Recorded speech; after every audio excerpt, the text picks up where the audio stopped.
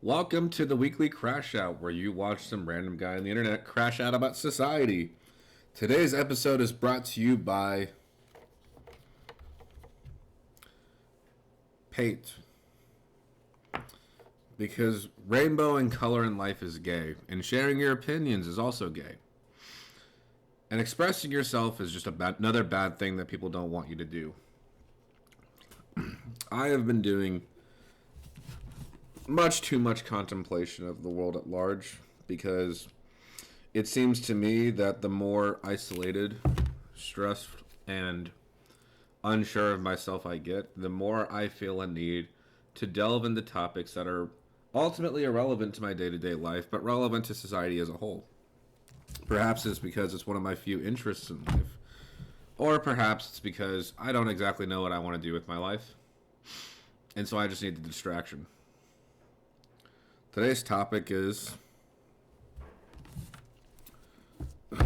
emptiness and how McDonald's is the most relevant thing. But first, I'm going to talk about the Bible. I've been occasionally flipping through it recently. And I can tell you from personal experience that it seems to be the most irrelevantly relevant book ever written.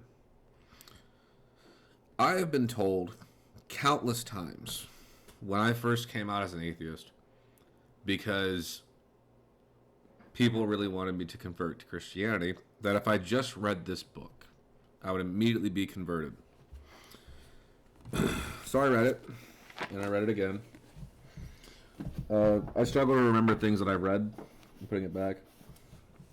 So there's a lot of quotes and there's a lot of parts in the Bible, and there's certain mix-ups that I do get occasionally, but I understand the concept of it at least. And it seems to me that this as a symbol, it's kind of sad, because everything about Jesus that I know, at least, there are a lot of things that Jesus teaches. Why the fuck am I... What is happening with the brightness? Hello? Why did I turn into a ghost? I guess it's back to normal.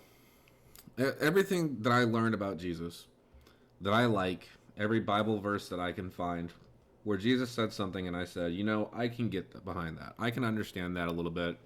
Even though I don't necessarily believe it, I can respect that. It turns out that the people who speak out most for this book resemble the very least of any of the values that the people who believe in this thing claim to have. Again, it is surface level, unenlightened participation trophies. Something that you say that you have and you value and that you care about. But you only care about it in the sense that you're willing to defend it and put people down who disagree with certain parts of it or hurt your feelings about it. And that is what opinions have become. Titles, groups, similar ways of thinking without really thinking, ways of controlling your thought processes and limiting your range of perspective, preventing you from actually growing as a person. And then I think about this, and then I think about society as a large, as a whole, and I see emptiness everywhere I go. One of the biggest problems that I have is I try to be as genuine as I can. I try to be as honest as I can be. I try to be as forthright as I can be. And the problem with this is that I am regularly met with people who claim to value truth, honesty, and facts over feelings, but do not actually want it.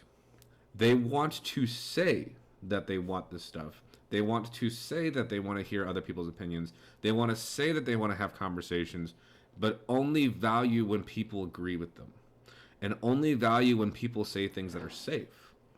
And this is what I've realized, because a recent philosophical thing that I've looked up and researched and read about and watch countless videos about people breaking it down and simplifying it and explaining it, and then learning about all sorts of different things. You know, Nietzsche is a controversial figure, but he does have a couple of things that are somewhat useful. And everybody who has actually thought and who has discovered things and who has made innovations, more often than not, were hated during their time. Galileo was in prison for daring to tell the truth that he discovered that the Earth the Earth was not the center of the universe. And he wasn't the first person to discover this, but he was the first person that was big enough to have discovered this. Other societies and other people may have already found this out because they were able to calculate trajectories of the other planets. That's neither here nor there. And it's almost as if a lot of times I feel miserable because I see a potentially engaging and fascinating world of education, knowledge, and ideas that can clash with beautiful conversations and potential solutions to problems when people actually bother to do so. And very regularly, I see those things get slapped down. Don't have these discussions, even though we say that we value these discussions. We have a workplace where your concerns are important to us. But if you complain about it, we can fire you for any reason because we don't want you to have a bad attitude. And if you complain, you have a bad attitude. The way that we respond to things causes problems. I know this because I have had plenty of situations where somebody would do or say something, and the way I approached it would either make the situation go very good or very bad. And I know that I had to at least be willing to hear people out if I wanted to get them to listen to me. Most people are not put in the situations. Most people are on the internet and they feel like they have to explain their opinions because I'm in a video format. So I can say my opinions and your only real engagement is the comment section. And if you disagree with me, then you just have to hope that I read your messages or somebody who agrees with me reads your messages, and then they can argue with you. And it's not really an argument. It's more just people trying to win. And it's trying to win an argument rather than actually have a discussion. McDonald's, I think, and Starbucks are the quintessential examples of what I see in America. I see, no matter where you go, everybody trying to make everything standard and the exact same, and trying to reduce individuality, uniqueness, innovation, or anything that's actually useful for people in favor of things that make money. People's personalities are dulled because our workplaces and our sensibilities do not value people who dare have an opinion under threat of being fired or putting other people in a controversial position. You see, in the name of trying to have equal opportunity for work, we try to have safe conversations because we don't want to hurt people's feelings. And because of that, we don't really get to know each other. At my current workplace, in this store, I'm not going to say the name of it, but they have a piano player, and that should clue you into some of you into what it is. There are multiple piano players. Those piano players are told that they cannot really talk to people, they can't play excessively loudly, or certain songs that really aren't in the repertoire. And for me, it's confusing because the most liked piano player is the one that doesn't follow these rules necessarily. He talks with people. He likes to have an audience. He plays up the crowd. He'll talk with them. He'll sometimes play things a little bit more jingly than normal. And he's very expressive when he plays. It's almost like he doesn't like the robotic playing because he's a human being. And he's the most human person that I have met working there. And in my duties and in my sensibilities, when he tried to introduce himself to me, I just kind of awkwardly told him I wasn't allowed to talk because I have to be robotic. And this is what I've noticed. We want people to be robotic, to not really have self-expression, to downplay any uniqueness, to tell people that while we care about being inclusive, we're not really going to include anything about you. We're going to include you in the conversation, but here's the things you can talk about. And this is the greatest paradox in society for me. We have freedom, but here's the list of freedoms that you have. We have open discussion and conversation, but here are the conversations you're allowed to have. We can talk about anything we want to, but here are the conversations you're allowed to talk about. Here are the boundaries that you can push. These boundaries have already been pushed, and if you really push them, they're not really going to do anything. Any meaningful pushing of the boundaries that you have in society are basically shut down. Any freedom that you try to fight for is shut down. Because if you do not have enough money to be relevant, your opinion doesn't matter. If you are not contributing to politics or you are not a politician, your opinion doesn't really matter. You're speaking into the ether. At most, you have a following of people that might agree with you, but ultimately, because there's no organization, there's no protests, there's no mass movement and mass political force to actually push that opinion, nothing really happens. When there is such a thing, because of the group thinking takes over. And the opinions of that group become rather dogmatic, and new opinions get harder to be introduced into that. Because anytime you have a system that is established, it is hard to make changes. And it's hard to have honest conversations. Because conversations must be safe. You must be willing to talk in a way and talk with people and engage with people in a way that is so safe that you can actually move through with life. And this is the problem with having an understanding of the world around you, at least a little bit.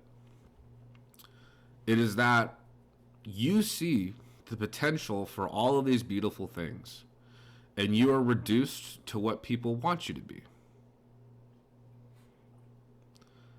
I have problems with society as a whole, because I feel as though it is kind of silly that we expect people to produce to be able to make a living.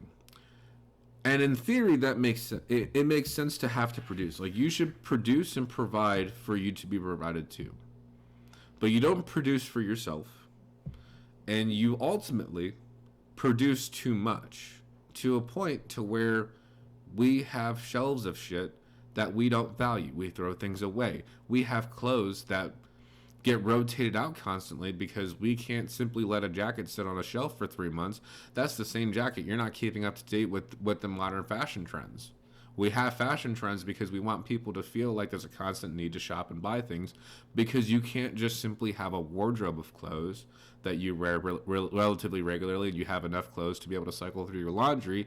You have to have summer clothes. Not just for comfort, but for style. Summer colors, winter clothes, winter jackets. Not something that keeps you warm, something that's fashionable and keeps you warm. Something that's intermediary between the two. A hoodie will not necessarily do it. If it does, then people will wonder, well, why is this person so antisocial? People won't say that, but that's what people will interpret from it. Meaningless, surface level conversations, opinions, and work that we do to the point to where we feel empty. We have traded community, conversation, engagement, lessons to be learned for streaming, for constant information, regardless if it is useful or not, or even interesting, repetitiveness, consistent standards that make it to where it's hard to break norms.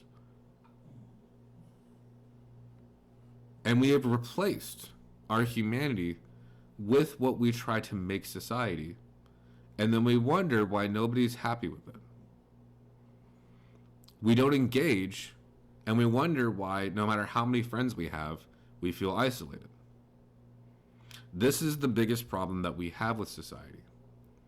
And this is why I am so outspoken. I don't like to bring up religion in my videos anymore. I know that when I was younger, I brought it up a lot. But to tell you the truth, I recently learned of a book that I really want to read. It was about a black woman who was overweight, gay and communist in, I think, the early 1900s. I want to say it was the 1940s. It might have been earlier than that, maybe in the 1920s.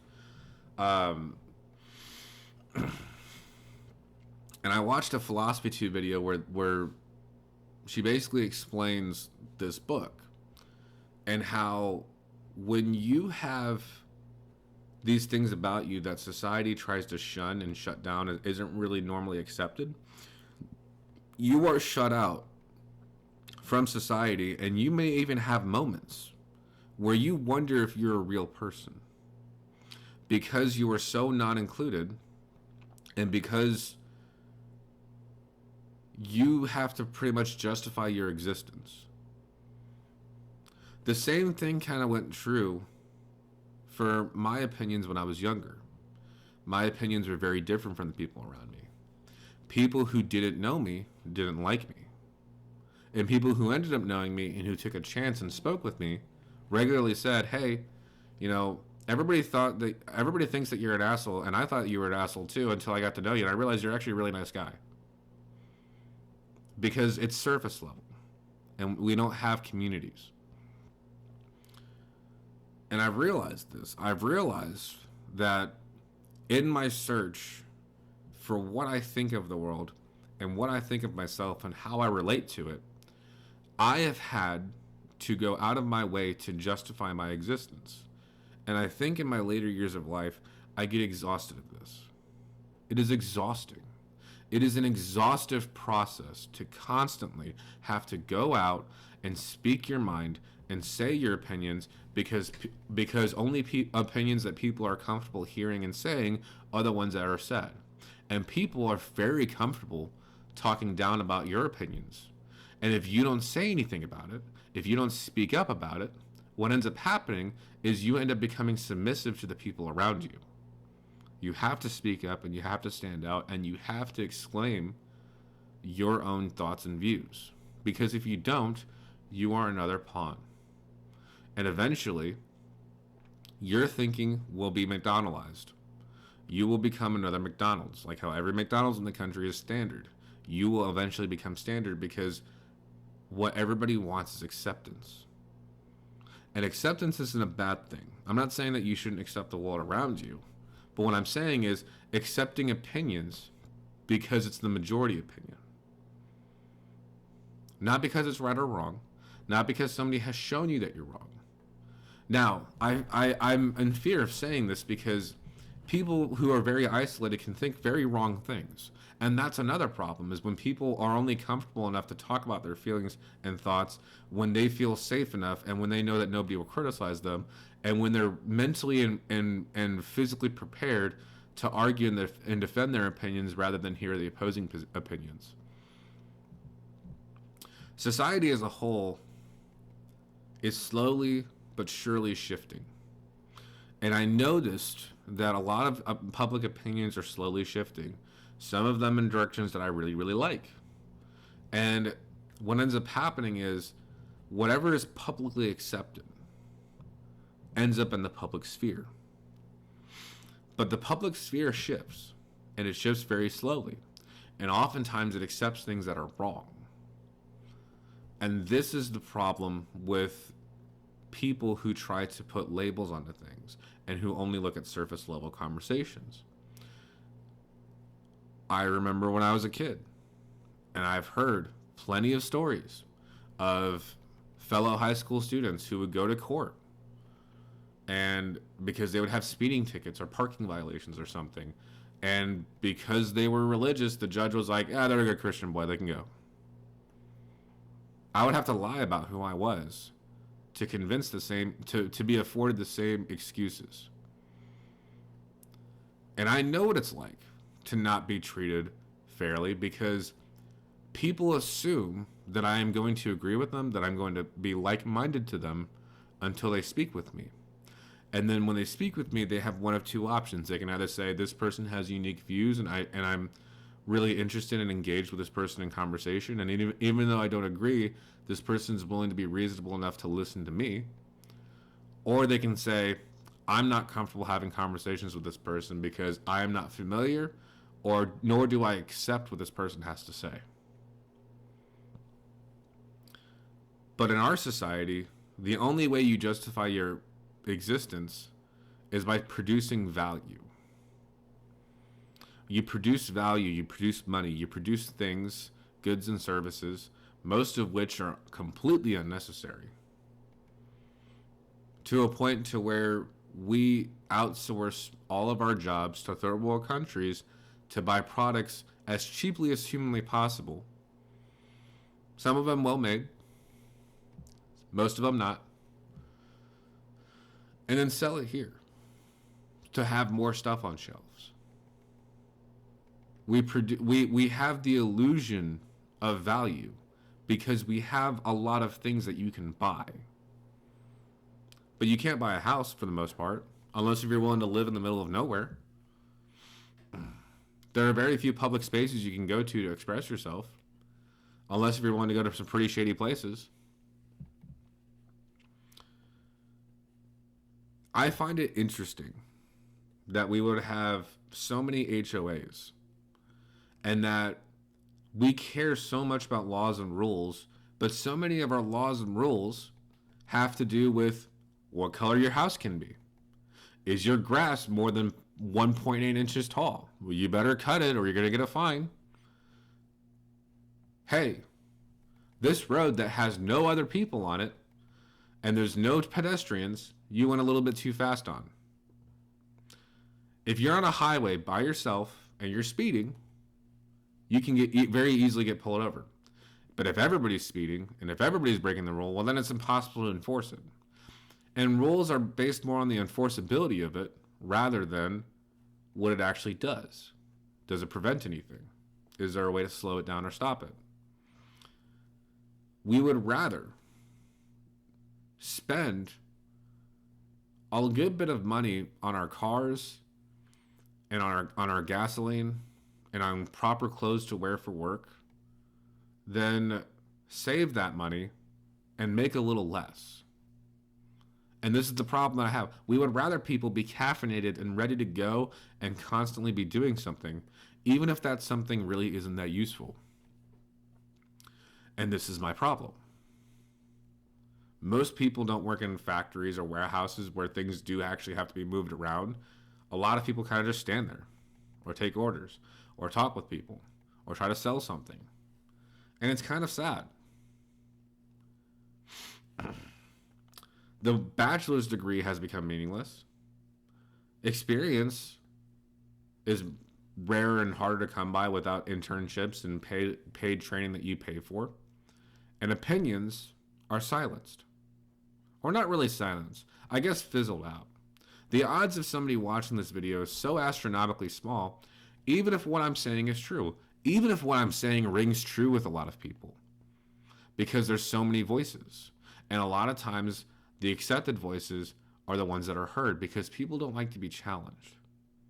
It's easy for you to watch a video and listen to an opinion that reassures you.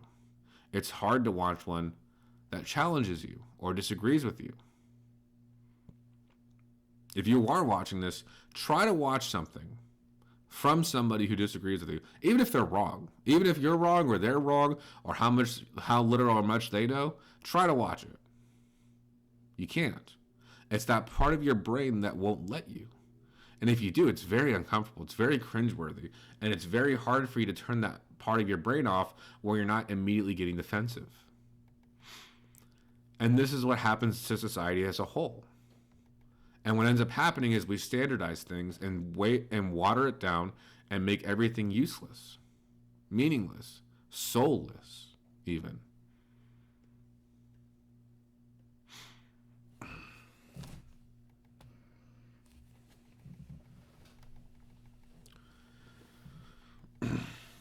Appealing to authority is absolutely meaningless if standards are only met one way.